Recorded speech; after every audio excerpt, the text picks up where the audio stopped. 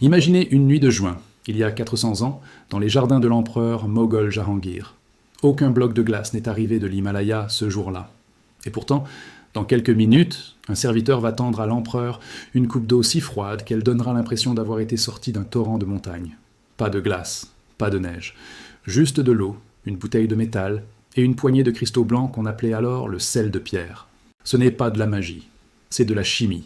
Et c'est une chimie si simple qu'elle fonctionne encore aujourd'hui, dans votre cuisine, avec les mêmes ingrédients qu'il y a 4 siècles. Ce que vous allez découvrir dans les 20 prochaines minutes, c'est l'histoire d'une technologie de refroidissement presque entièrement oubliée, redécouverte indépendamment par des médecins arabes, des empereurs indiens et des savants napolitains, avant d'être balayée par l'arrivée du compresseur électrique. Une technologie qui n'a besoin ni d'électricité, ni de moteur, ni de fluide frigorigène. Juste du sel, de l'eau et une loi de la physique que l'on enseigne encore aujourd'hui dans les manuels de chimie. Aujourd'hui, refroidir signifie presque toujours la même chose. Brancher un climatiseur, consommer de l'électricité, rejeter de la chaleur dehors et espérer que la facture ne soit pas trop salée.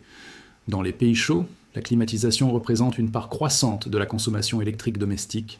Et cette demande explose précisément aux heures où les réseaux électriques sont le plus sollicités. Mais avant l'invention du compresseur mécanique au XIXe siècle, l'humanité a quand même réussi à refroidir des boissons, à fabriquer des desserts glacés et à conserver des aliments sous des climats parmi les plus chauds de la planète. Comment ? En exploitant une propriété chimique toute simple. Certains sels, en se dissolvant dans l'eau, absorbent de la chaleur au lieu d'en dégager. Ils refroidissent leur environnement au moment même où ils se dissolvent. Cette astuce n'est pas une curiosité de musée. Les ingénieurs l'utilisent aujourd'hui sous une forme modernisée, dans des systèmes de climatisation dits à dessicant liquide, qui consomment une fraction de l'énergie des climatiseurs classiques. Comprendre comment nos ancêtres ont apprivoisé cette réaction, c'est comprendre une piste sérieuse pour refroidir nos bâtiments autrement, à l'heure où la question n'a jamais été aussi urgente. L'histoire commence, semble-t-il, dans le Damas du XIe siècle. Un médecin arabe du nom d'Ibn Baktawai aurait observé, le premier, qu'en versant du salpêtre dans de l'eau, celle-ci devenait étrangement froide.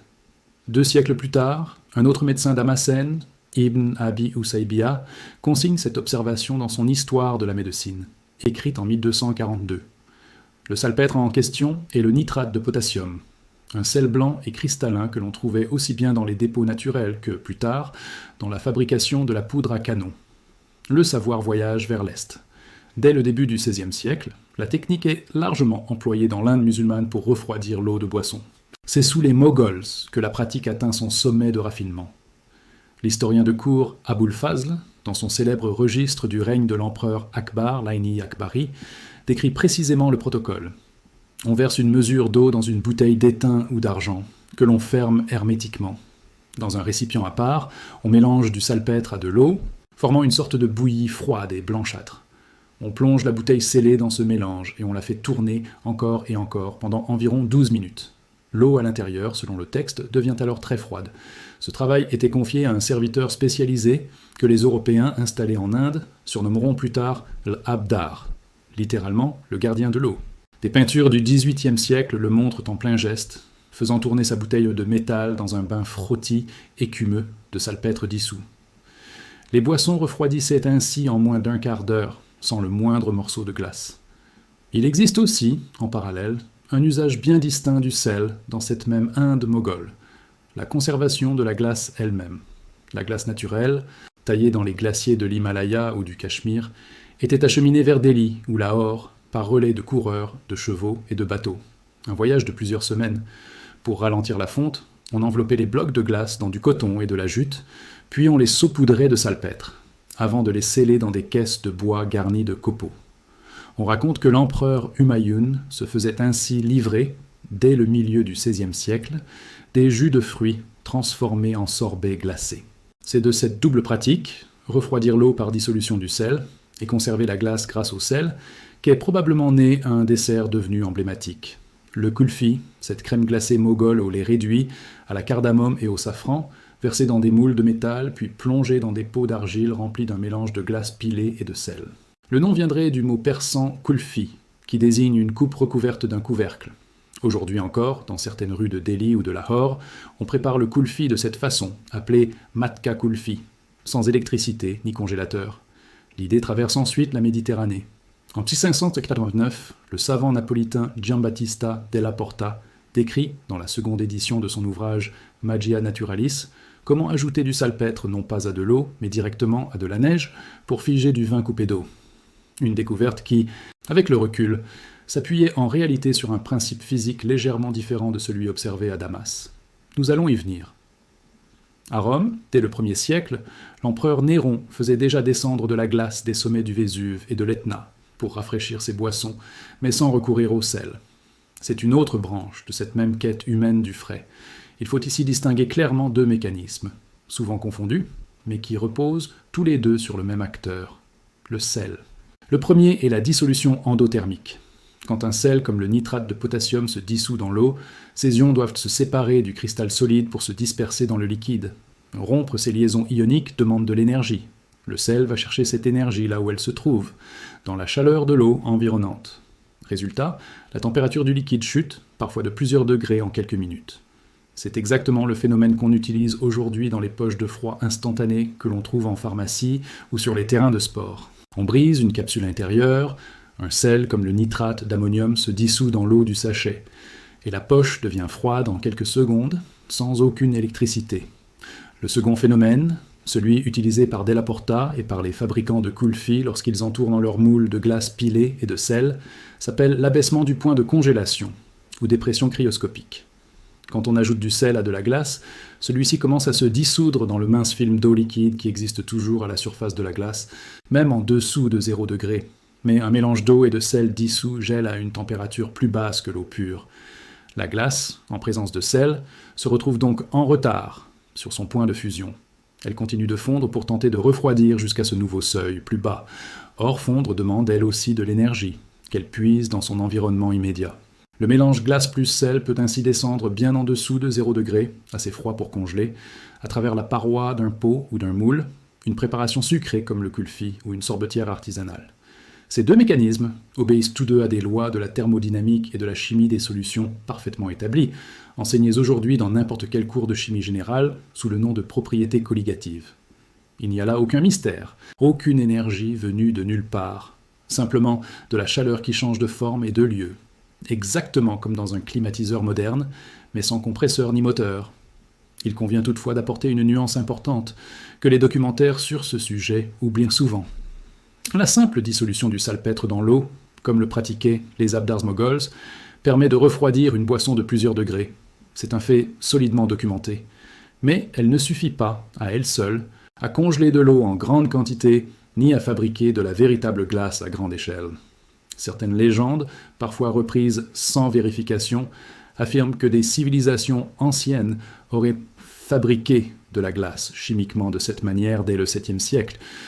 Les calculs de solubilité du nitrate de potassium ne soutiennent pas cette affirmation. La quantité de sel nécessaire pour produire un effet de congélation véritable dépasse largement ce qui peut se dissoudre dans l'eau froide. La technique moghole servait donc essentiellement à rafraîchir des boissons déjà tempérées, pas à créer de la glace à partir de rien. La fabrication de glace, elle, reposait sur le second mécanisme, celui du mélange glace-sel, qui suppose de disposer déjà d'un peu de glace ou de neige au départ. Cette astuce n'a rien perdu de son actualité, mais elle a changé d'échelle et de vocabulaire.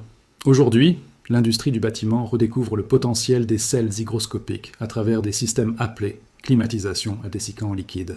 Le principe repose sur une famille de sels, le chlorure de lithium, le chlorure de calcium, ou plus simplement le chlorure de sodium, notre sel de table, dissous en forte concentration dans l'eau.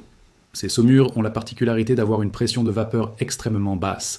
Elles aspirent littéralement l'humidité de l'air qui entre en contact avec elle, comme une éponge chimique. Or, c'est justement l'humidité de l'air qui rend la chaleur difficile à supporter dans de nombreux climats, tropicaux ou subtropicaux. Un air sec à 35 degrés est bien plus supportable qu'un air humide à 30 degrés.